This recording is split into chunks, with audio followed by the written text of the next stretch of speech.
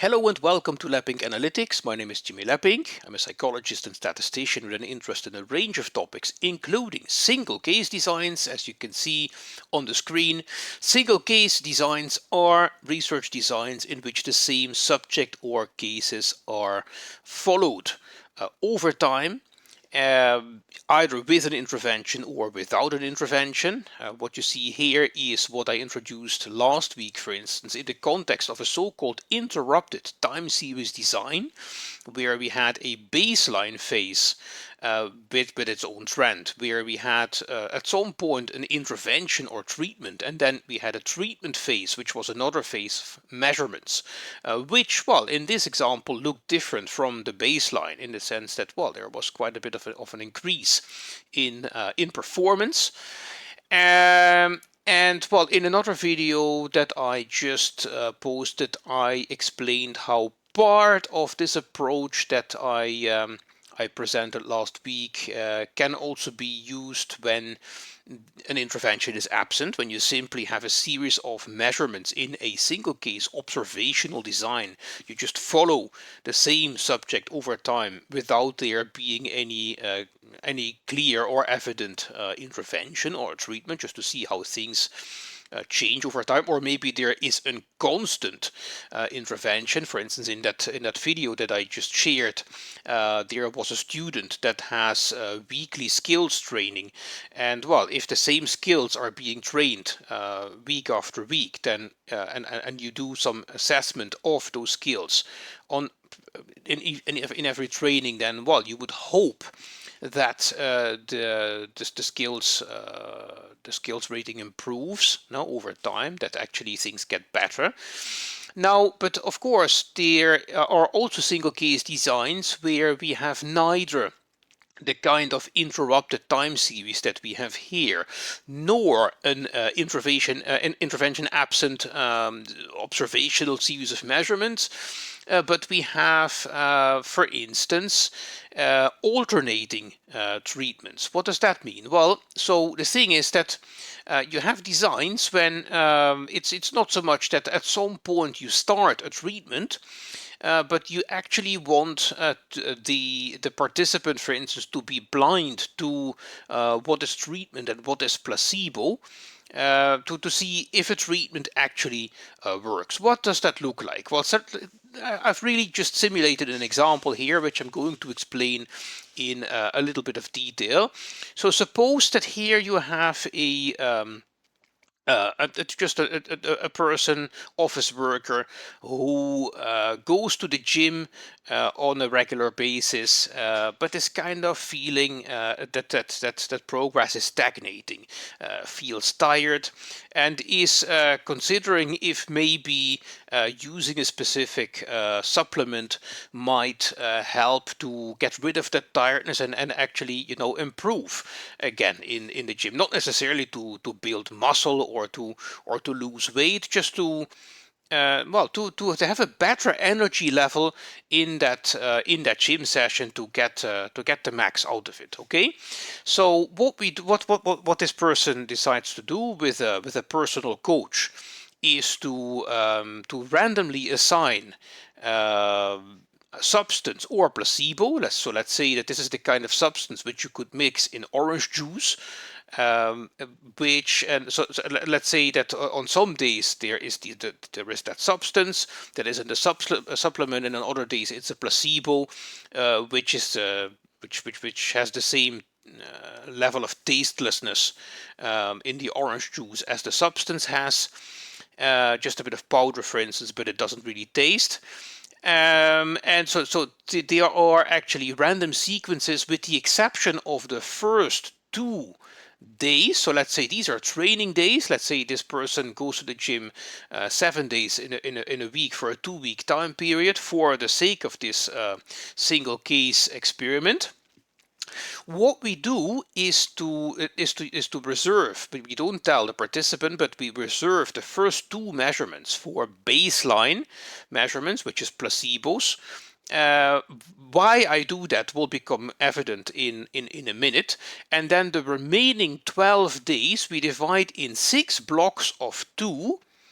And within each block of 2, we randomize the order of placebo and substance. So some days there is placebo first and substance first and then placebo, while in other blocks, for instance, like here, there is placebo first and then substance. So this has a number of advantages. First of all, it's not that, for instance, if we were if we were supposed to, for instance, tell the participant like, okay, the first half you're going to train with some placebo and the second half with a substance, it's possible that for that reason alone, if you ask then the participant to self-rate the energy level, that they give higher ratings with the substance just because they think that the substance works. So that's why we randomly assign placebo and substance. So we alternate that treatment and placebo in blocks of 2. Another advantage is that working in blocks of 2 is there are never more than 2 days in a row where you have placebo, with the exception perhaps of the first 3, if the order here was the reverse, if we started with placebo. But in the rest of the sequence, they are like always at most 2 placebo measurements in a row and at most 2 substance measurements in a row. Now, so we have ratings from 1 to 5. Let's say 1 is poor energy, 2 is a bit better but still not optimal, 3 it's kind of okay, 4 is good, 5 is excellent. And so that's data that we collect from this participant. Of course, we could also collect other things if there were specific exercises that they do, for instance, biking or cross training or rowing or something like. You could also, of course, get other metrics. But let's say, for the sake of for the simplicity of the example, we just focus on self-reported energy level per training day. Okay, now. One of the things that I propose in the non-parametric approach to trends and change for single case designs is that we study, okay, to what extent is there a trend among, I call that baseline change in the interrupted time series design. Here that should be placebo change. So do we see any kind of trend from the beginning, from the first placebo measurement to the last placebo measurement?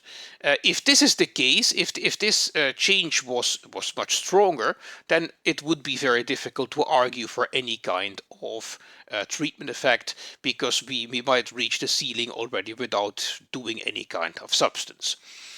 Now, the second thing that you're interested in, and here comes the explanation why I want to have 2 placebo measurements in this design at the start, is you want to see to what extent is there a shift in energy level up or down with the onset of the intervention, because the first time this person has the real substance is on day 3.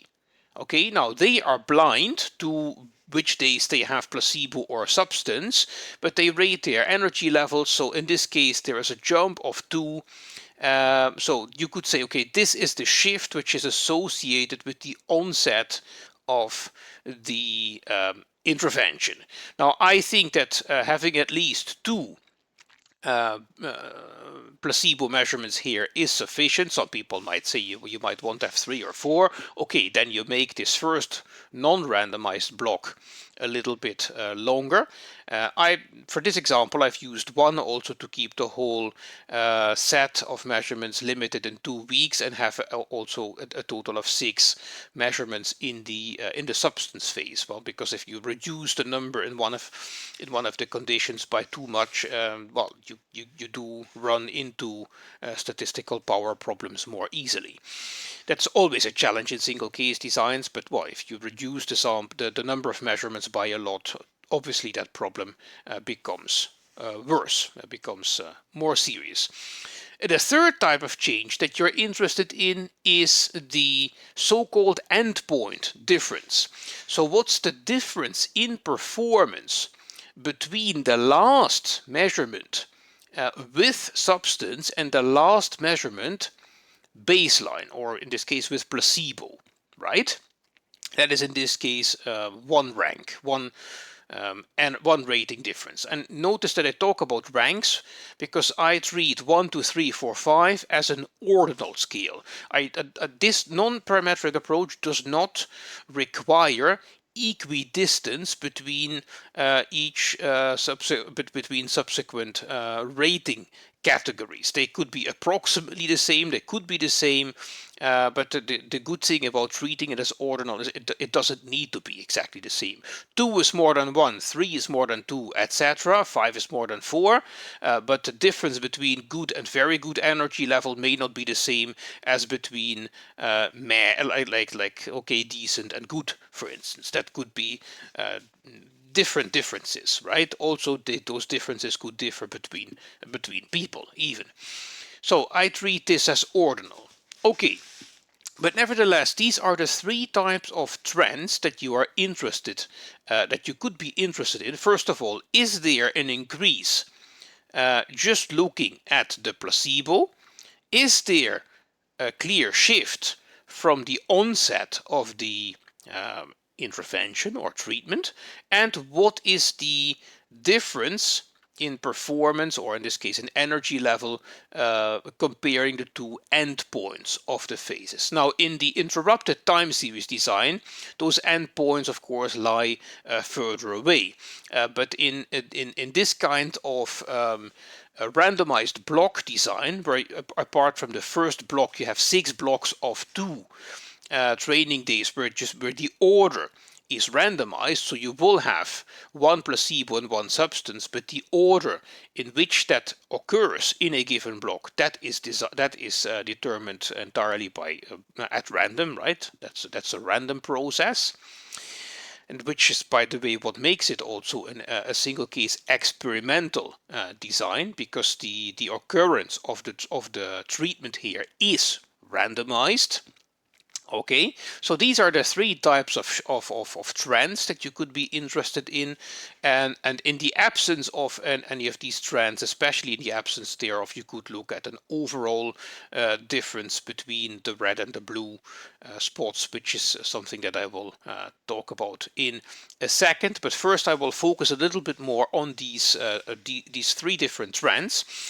So what I discuss in that video, which I posted last week, where I introduced this approach in the context of interrupted time series designs, is that in order to evaluate each of these 3 trends or differences, you need the distribution of all differences. What is that? Well, in this case, there are 14 training days.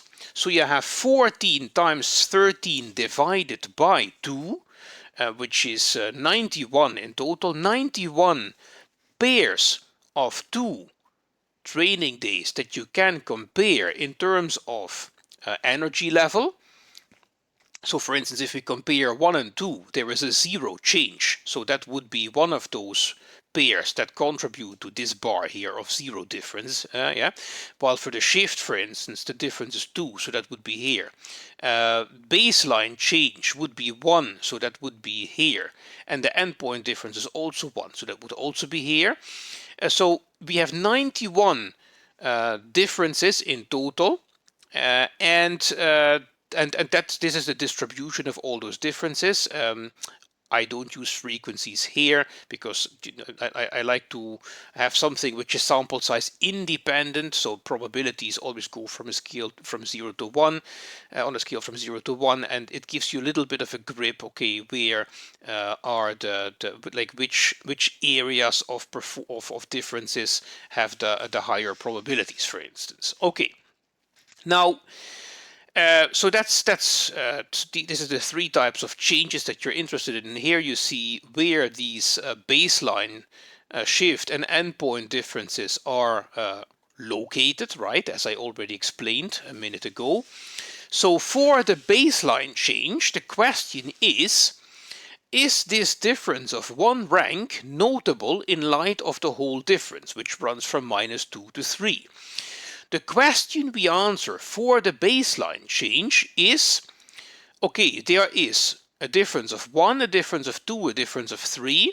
This is a difference of 1 or further away from 0, and you also have -1 or further away from 0. So what we answer, the question we answer for the baseline change is, what is the chance or the proportion of differences in this distribution? What is the proportion of differences in this distribution that yield a difference of at least 1 rank away from 0. So the absolute difference of 1, so 1 or -1, or further away from 0.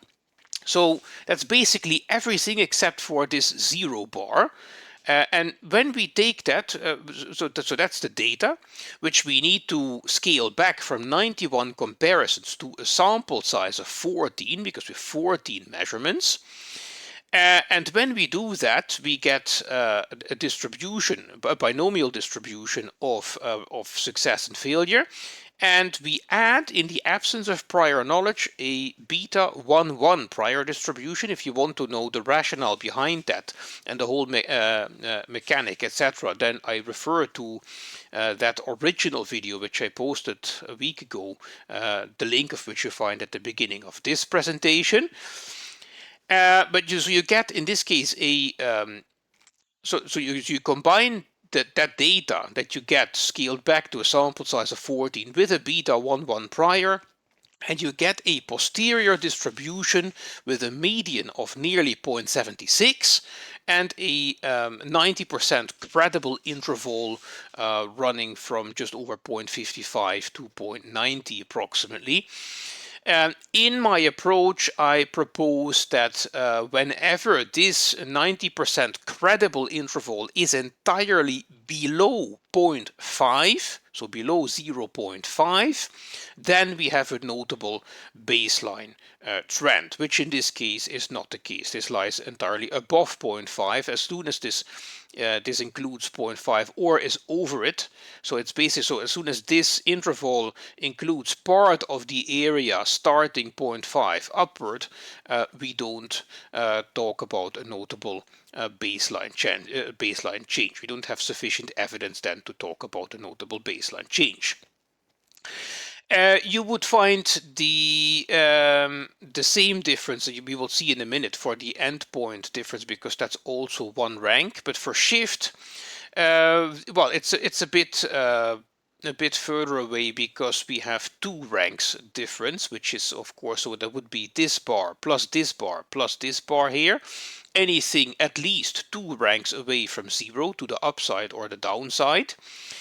When we do that, we have a posterior distribution with a median of 0.335 and a 90% credible interval, which still includes 0.5, just runs over it. So still no clear evidence of a notable shift here, in light of the rest of the distribution, because there are quite a few more data points still which have a difference of 2 or even 3 ranks. You have here as well, but for instance, between training day 2 and training day 8, that's a difference of 3, for instance, right? Okay, and for the endpoint difference, we find exactly the same numbers as for the baseline change, because it's also 1 rank away from 0. So we have no clear evidence in favor of any of these trends, and what I say in the video that I posted a week ago, these are 3 different forms of interaction effects that you could find in your single case design.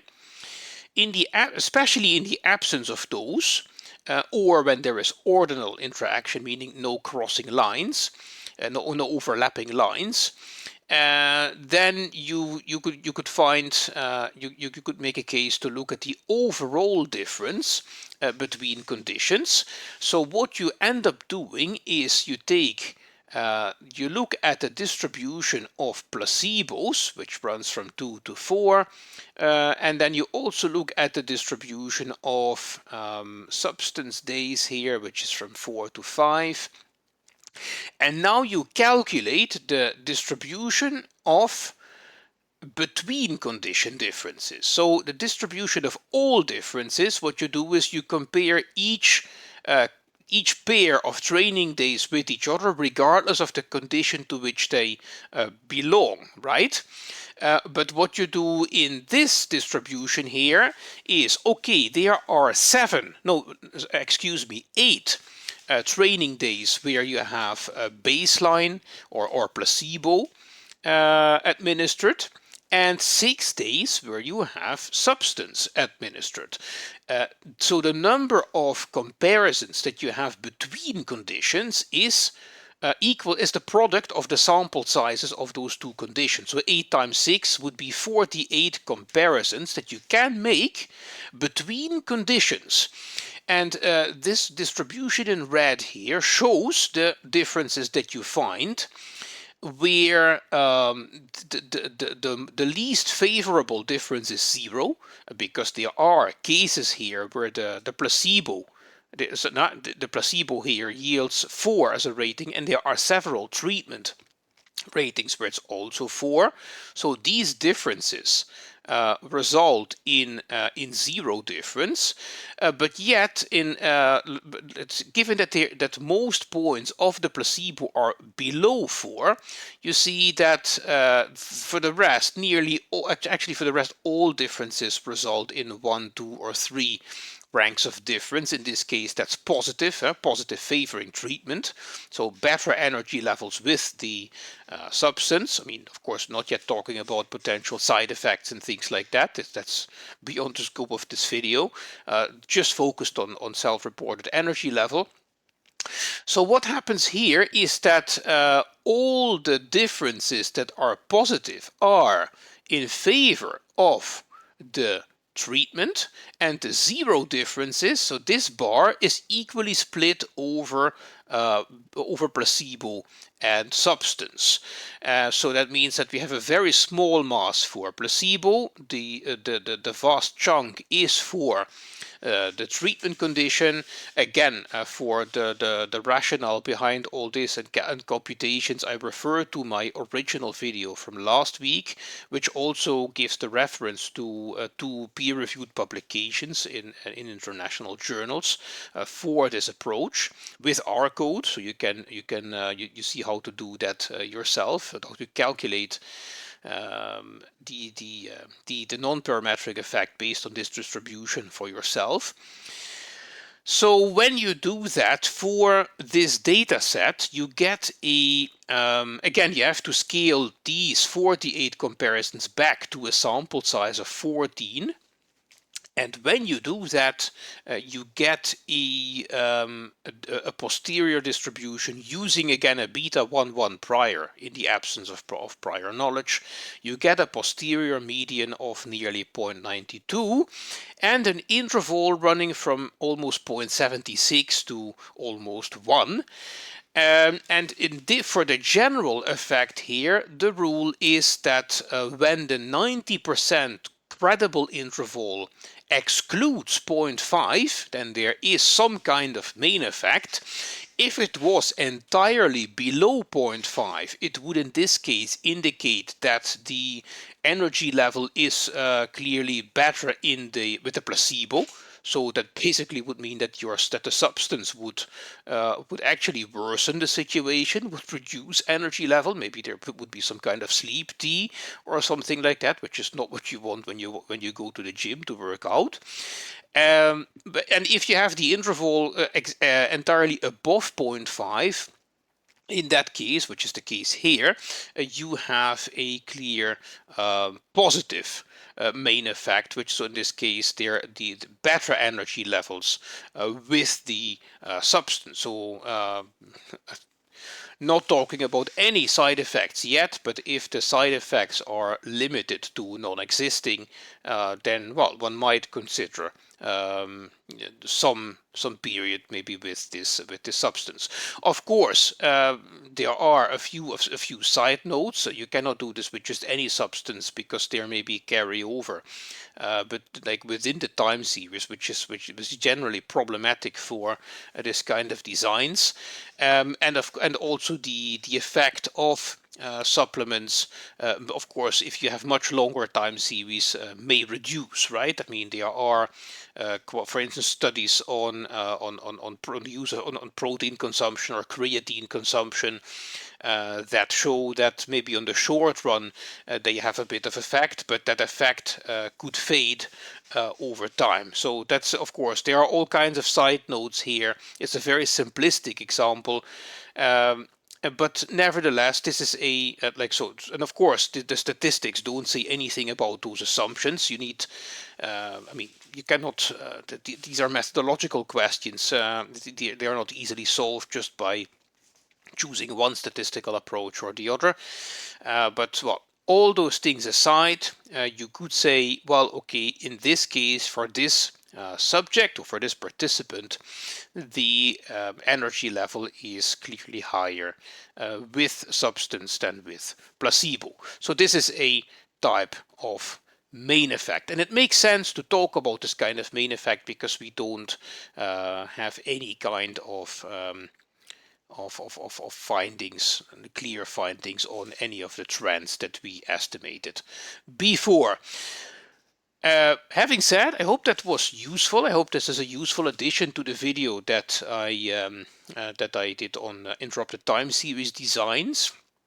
And there was another one I already mentioned briefly where I show how part of the steps that I have outlined in this video and in the one on interrupted time series designs can also be used for single case observational designs where you just simply have a series of measurements, but there is no clear intervention or treatment at any point in time. You're just monitoring subjects over time, or maybe there is an intervention, but it is there from the first day. It's a natural intervention, and well, look, you just want to see how things change over time. It's a different kind of design, and of course, different types of designs come with varying degrees of ability to engage in causal inference.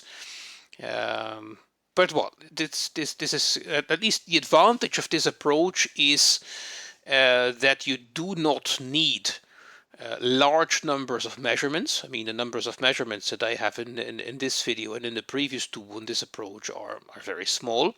You don't need large numbers of measurements. You don't need assumptions of interval level of measurement for your outcome or exactly equidistant time points for the training days, for instance. Yes, and this approach is not super complex to apply. Can be run fairly easily with base R and the DPL YR package to for the distribution of all differences. And okay, if you want to for instance for the time series chart that you see here in the middle, okay, for that I use ggplot2, but it's nothing super complicated. It's something that you can learn fairly easily. Having said, any questions or suggestions, feel free to include them in the comment section below this video. Thank you for watching, thank you for listening. If you like this kind of material, there's plenty of it more on this channel and more will continue to come. Thank you and have a good day.